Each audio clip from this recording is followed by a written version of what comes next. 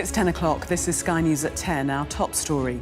Police open an investigation into two acts at Glastonbury following accusations of anti-Israeli chanting and incitement to violence.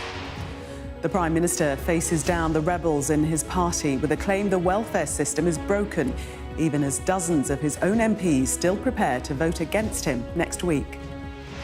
Everyone agrees that our welfare system is broken, failing people every day. A generation of young people written off for good, and the costs spiralling out of control. Fixing it is a moral imperative. At least 72 people are killed by Israeli strikes in Gaza as Donald Trump claims a ceasefire could be agreed within the next week. Defiance in Tehran as crowds gather for the funerals of Iranian commanders and scientists killed in the 12-day war with Israel. The new boss of the NHS says the service sees patients as an inconvenience as the government prepares to publish its long-term plan for healthcare in England. And we'll take a first look at tomorrow's front pages in our press preview from 10:30.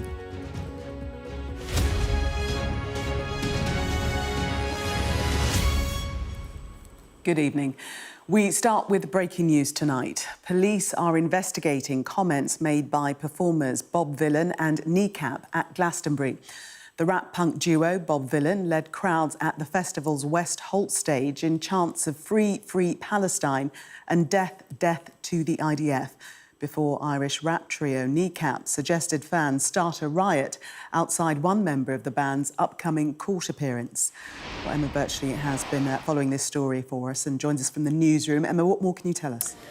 Yes, police this evening are assessing videos of what was seen on the West Holt stage at Glastonbury. Two acts who are both being looked at. The first of those, Bob Vylan, that is a rap punk duo with those chants of Free, Free Palestine and Death, Death to the IDF. So they are being looked at, but also the rap trio Kneecap. Now, there had been calls in advance of the festival for them to be left off the lineup, and during their set at the festival today, they called for fans to riot at an upcoming hearing of one of their members who faces a terror offence. So police looking at the videos there to determine whether an offence has been committed. Now, the BBC has responded to what was shown on the television during that Bob Vylan set. They've described it as deeply offensive, and they've put up a warning on screen, they said at the time, about what they called very strong and discriminatory language, and they made it very clear that they would not be putting that show, that element of the festival, up on iPlayer for other people to watch. Now, there has been a very swift response across the board. The government has put out this statement: "We strongly condemn the threatening comments made by Bob Vylan at Glastonbury. The Culture Secretary has spoken to the BBC Director General to seek an urgent explanation about what due diligence it carried out ahead of the Bob Vylan performance, and welcomes the decision not to rebroadcast it on BBC iPlayer." It's been described too by the Conservative leader Kemi Badenoch as grotesque. She said it isn't a protest, it's incitement. And there has been a response too from the Israeli embassy. This is what they've had to say in a statement. The Embassy of Israel in the United Kingdom is deeply disturbed by the inflammatory and hateful rhetoric expressed on stage at the Glastonbury Festival. When such messages are delivered before tens of thousands of festival goers and met with applause, it raises serious concerns about the normalisation of extremist language and the glorification of violence. So the Glastonbury Festival back in the headlines for all the wrong reasons. Indeed. Emma, thank you. The Prime Minister has insisted fixing the welfare system remains a moral imperative, despite being forced to make some key concessions to rebel backbenchers unhappy with his plans to cut disability payments. It all comes ahead of a key vote on the proposals in the Commons on Tuesday, which could still see a significant number of Labour MPs defying the party whip. Our political correspondent Liz Bates reports. The Prime Minister may have gone to Wales for Labour conference, but problems created in Westminster are never far away. In the spotlight today, the latest U-turn on plans to reform disability benefits to avoid a humiliating Commons defeat. Everyone agrees that our welfare system is broken, failing people every day. A generation of young people written off for good, and the costs spiralling out of control. Fixing it is a moral imperative, but we need to do it in a Labour way, conference. And we will. A defiant message after a frantic rethink that has halved a looming Labour rebellion from over 120 MPs. But whilst there's applause here, there is still a lot of opposition on his own benches. I know there's at least 60, 70 of my colleagues who are absolutely certain that they will be walking through the no lobby on Tuesday. But I think there are many more who may be making that decision quite late on Tuesday after listening to debate. And union bosses are urging the government to start again. The government has clearly acknowledged that they've angered a lot of people, and that's reflected in their decision to change direction slightly, in our view, not adequately. I think that they should sit down with people on the front line of this, particularly disabled people themselves. It's been a tricky first year for the government, with the U-turns now piling up, 3 so far, on the winter fuel payment, the grooming gangs inquiry, and now welfare reforms. And this is going to pose the Prime Minister some big problems going forward. Firstly, where is he going to find the extra billions of pounds to balance the books? And secondly, is his government starting to look so weak that it's going to get harder and harder to make those difficult decisions and stick by them? Work with farmers, not against them! Back in Wales, protesters angry about inheritance tax for farmers are piling on the pressure, hoping for another climb down. He's done a U-turn because he's had the internal pressure. You know, he looks like Mr Starmer is on the ropes already. How long is he going to last there? So, you know, if he wants a little bit of credibility from the countryside and the farmers, he needs to address that inheritance tax ASAP. In Westminster, it's welfare reforms on the horizon. With the vote on Tuesday, this long-standing confrontation will finally play out in the Commons. Liz Bates, Sky News, Westminster. And Liz is live in Westminster for us tonight. So, Liz, has the government done enough to avoid a big rebellion?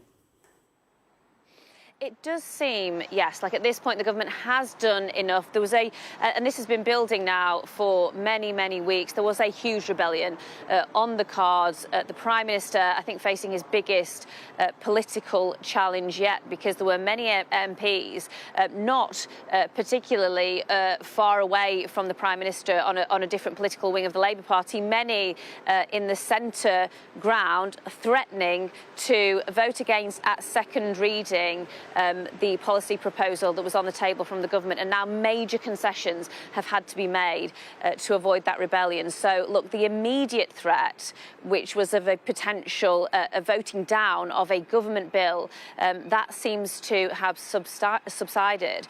But the much, much broader threat of a substantial weakening of the government's authority, I think that continues. And the challenge now for the Prime Minister is to reinstill discipline within the Labour Party, and that battle continues. Liz, thank you.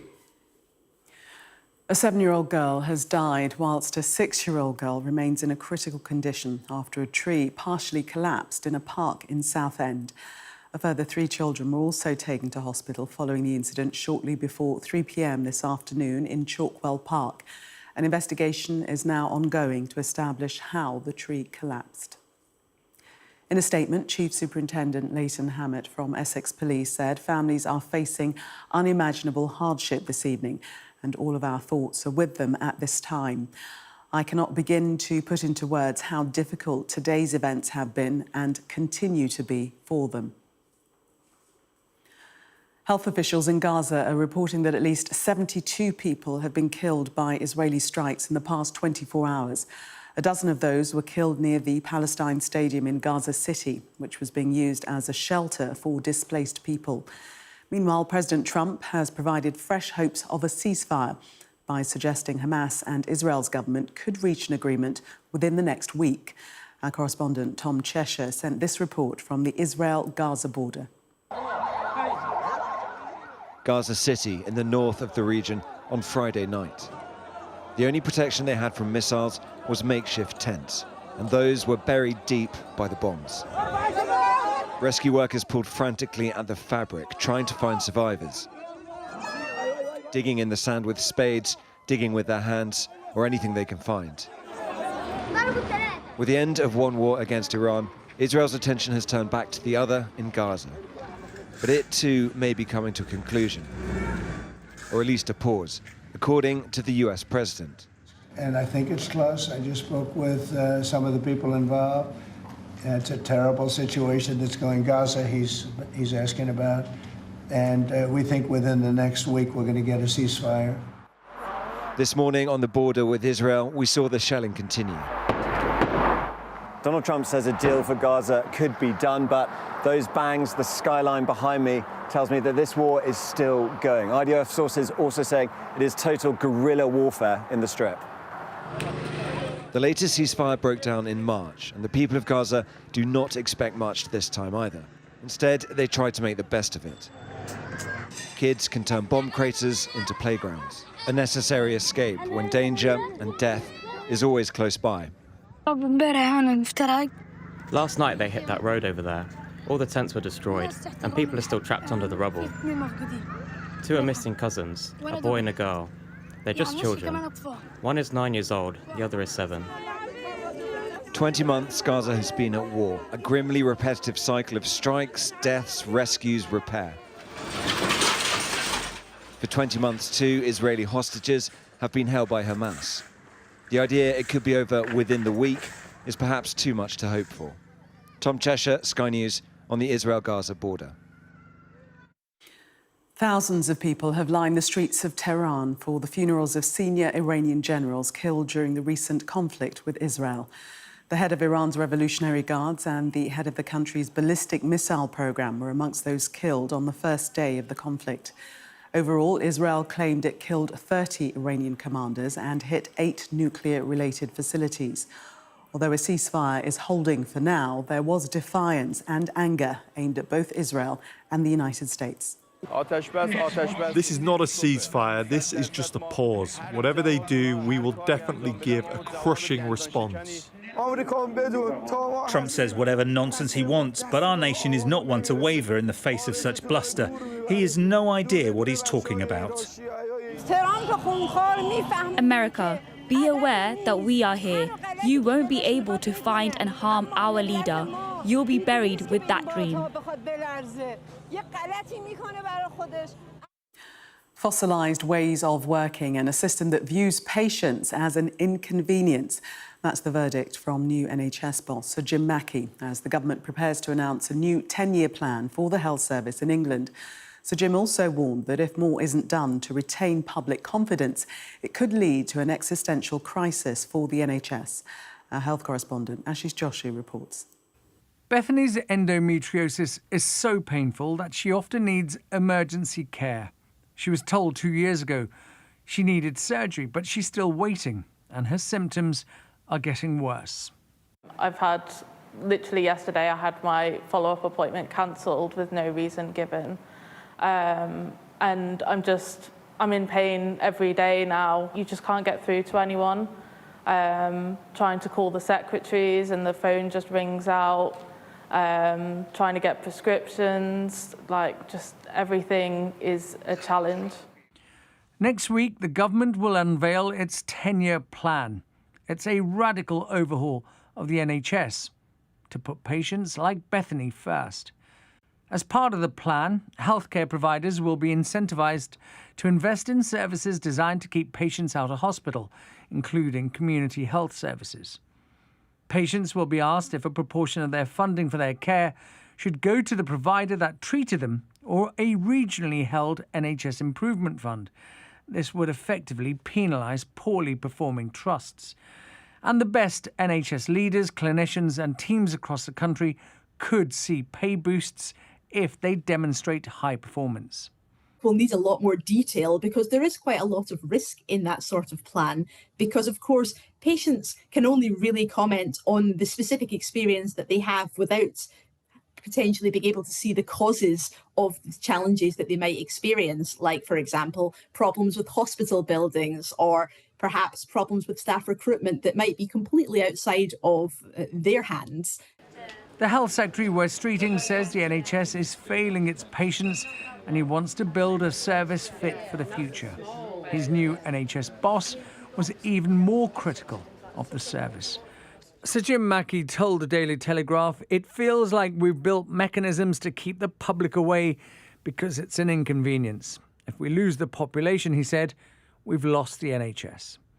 Bethany has at times been made to feel like an inconvenience, and for her, the 10-year plan needs to happen much sooner.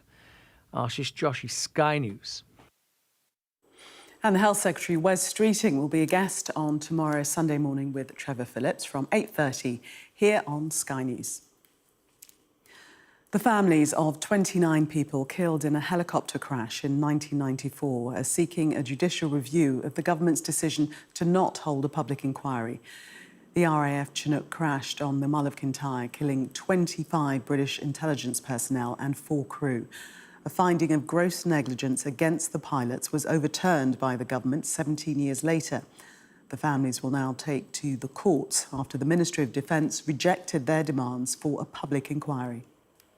We only found out very recently when we watched the documentary that the documents had been locked and sealed away for 100 years. And I think I speak for all the families here that we were absolutely furious to hear that news, because all it's done is create a huge vacuum of suspicion regarding what's in those documents and what does it mean about our fathers and our brothers who died on that crash. So we've been pushing really, really hard now to get a campaign group going where we can seek a judge-led public inquiry to get access to those documents and check on the airworthiness of the Chinook Mark II helicopter. And obviously, Ministry of Defence have refused that. So it's been a difficult journey and very hard on myself, my family, and all the families involved. This is not normal practice to lock away documents for 100 years. And the Ministry of Defence didn't even notify the families that they were doing this. So it feels very deceitful. It feels very unfair. And you don't lock stuff away unless there's something you really don't want people to know. Tens of thousands of LGBTQ+ activists have been marching in Budapest in defiance of new laws that ban events promoting homosexuality. Our Europe correspondent Siobhan Robbins reports from the Hungarian capital. If they thought banning Pride would keep people off the streets, they were wrong. Thousands turned out in Budapest, defying a law which said LGBTQ events like this should be cancelled to protect children, determined to fight for their rights. I've been going to Pride marches for years, but this was a special march, not only because it's the 30th Pride March, but also because it was banned. I mean, that's all the more reason to go out on the streets and show that Budapest and Hungary is a place where everybody is welcome. They've been warned being here could mean a €500 fine or prison time for the organisers.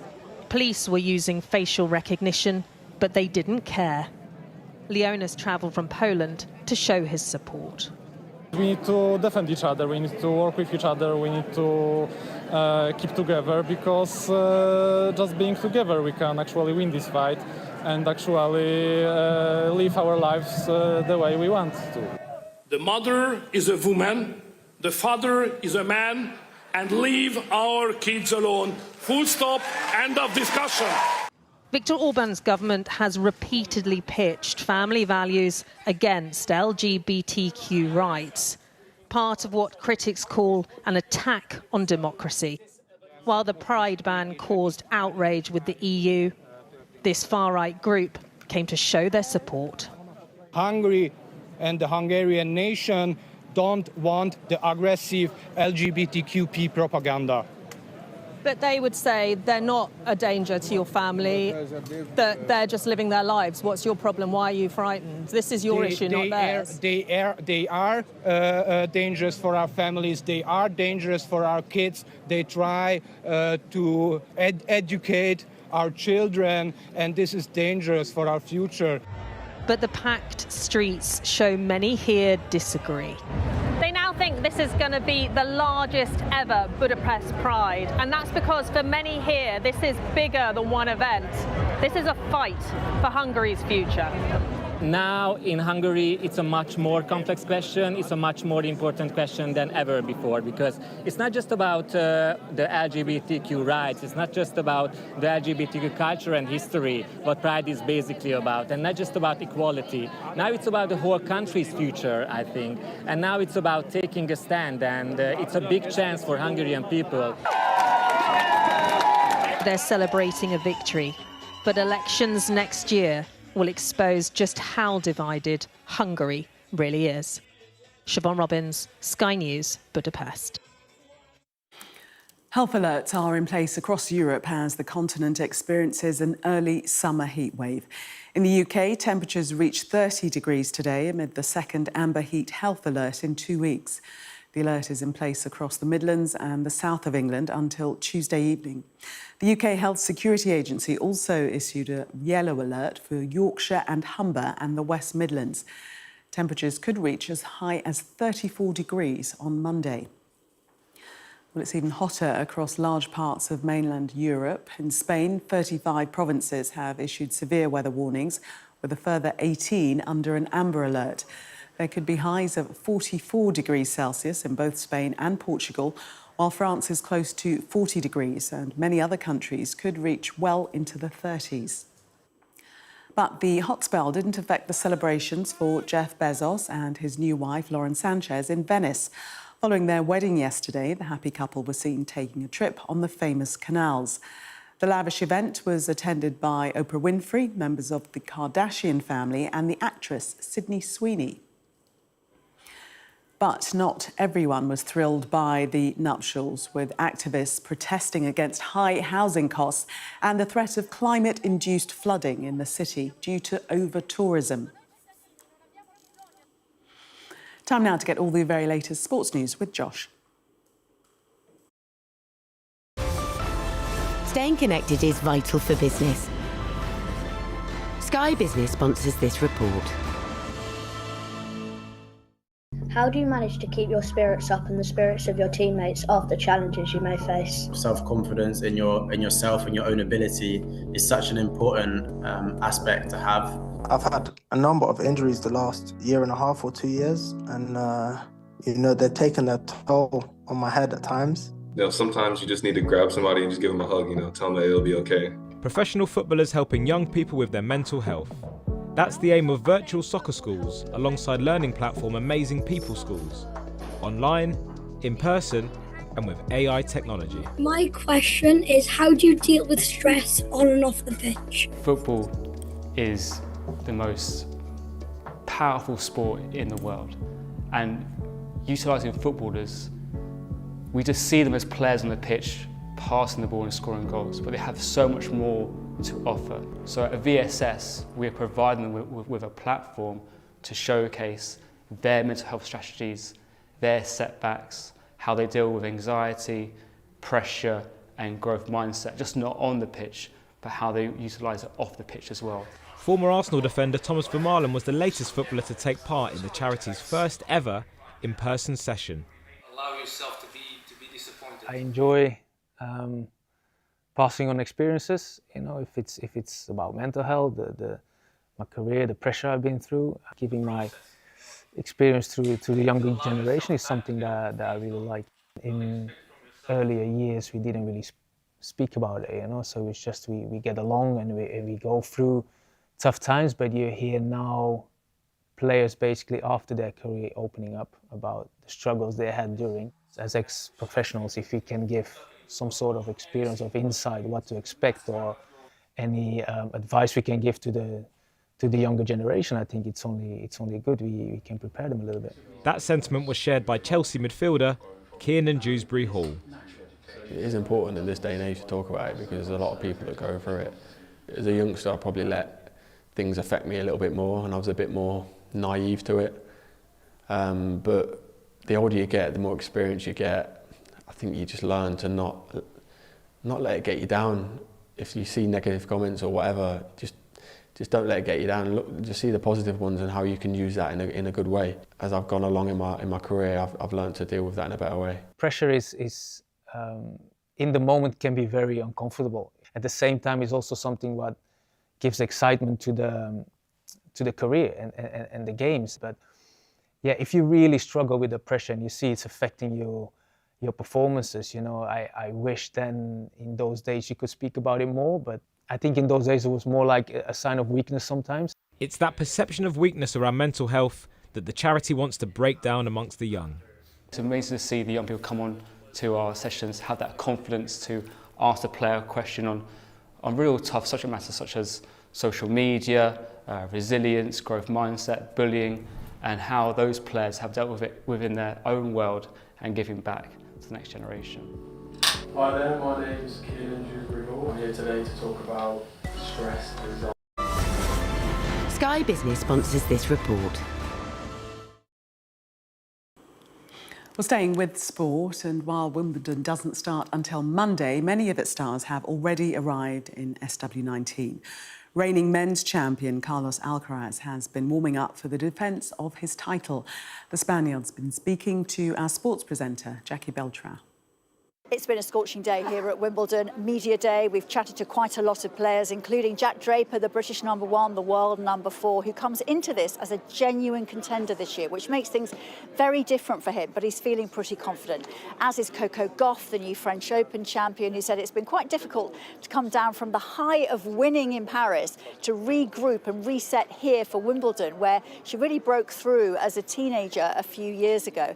And of course, the Wimbledon champion, Carlos Alcaraz, who's won here twice. He's just won the French Open again, trying to do the double, and he is so looking forward to being the first man out on centre court on Monday. Yeah, it feels great to be back here in Wimbledon as the defending champion. I think it's really beautiful, you know, thinking about what happened last year, and then just really excited about it. Start the tournament. Excited about playing my first match on Monday, and you know, and let's see how I will go. Yeah, when I'm playing without thinking about anything else, but just playing, or just thinking about enjoy. I think I just got that freedom to play whatever I like, whatever I just enjoy, and when that happens, I always show my best tennis, my best level. So probably so far I'm feeling the most. Well, the men's Wimbledon champion will certainly have Spanish-type weather on Monday. It's expected to be the hottest opening Monday of the championships ever. If that's the case, extreme heat protocols will come into effect. That's over 30.1 degrees when the players can take a break in play if they need to. And there's also 350 volunteers on site, doctors, nurses, first aiders, all waiting to help the crowd if anyone gets into difficulty. It is going to be a hot one. It is indeed. That was Sky News at 10. Coming up, we'll take a first look at tomorrow's newspapers in the press preview. Tonight, we're joined by political commentator Benedict Spence and journalist and author Christina Patterson. Amongst the stories we'll be discussing, this on the front of The Observer, a detailed interview with the Prime Minister headlined, "Regrets, I have a few." Stay with us to hear what they are.